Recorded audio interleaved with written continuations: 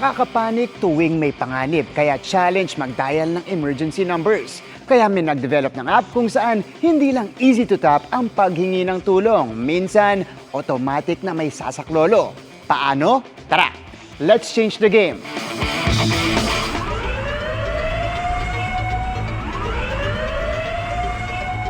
Danger can be everywhere. Kung dumating ang emergency cases, handa ka ba? To seek help, there's an app for that na kasalukuyan ng tinetest ng ilang LGU in partnership with DOST and DICT. Ang Alerto app kayang alertuhin ang mga otoridad automatically.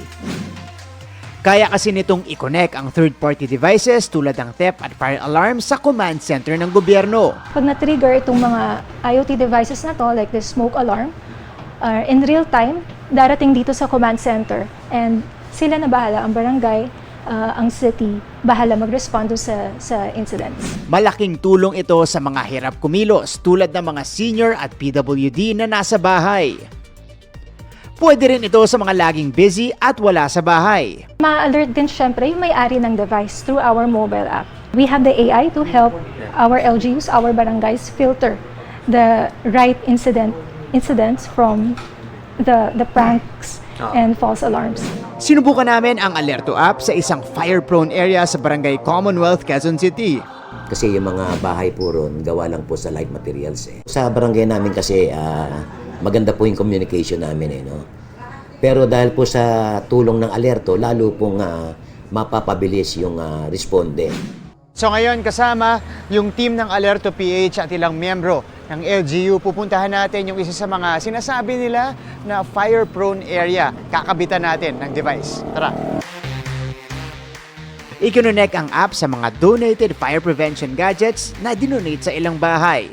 Okay mga kapuso, hawak na natin itong smoke detector. Ito yung device na ikakabit natin sa bahay nila Sir Joselito. Pag merong na-detect na usok itong device natin, tutunog siya. Pag kinonfirm niya, diretso dito sa ating command center. Maipapadala na sa LGU, kanila Alerto PH team, kundi kaya naman dun sa kung sino yung namamahala dun sa closed community na yon at mag-respond dun sa mga inquiry or mga incident alert. They can even do a video call. This is a decentralized command center. Sana lahat ng mga bahay meron ng ganyan para in case may sunog, ma-detect agad, mas pabilis yung responde nila. Pwede ring magsumbong ng ibang emergency na hindi nangangailangan ng devices. They can actually add, let's say, someone reported a case of child abuse, right? So it will come as an incident as well, but now they can already tap into like DSWD.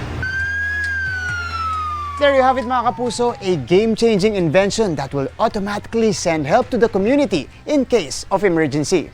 Para sa GMA Integrated News, ako si Martin Javier, changing the game!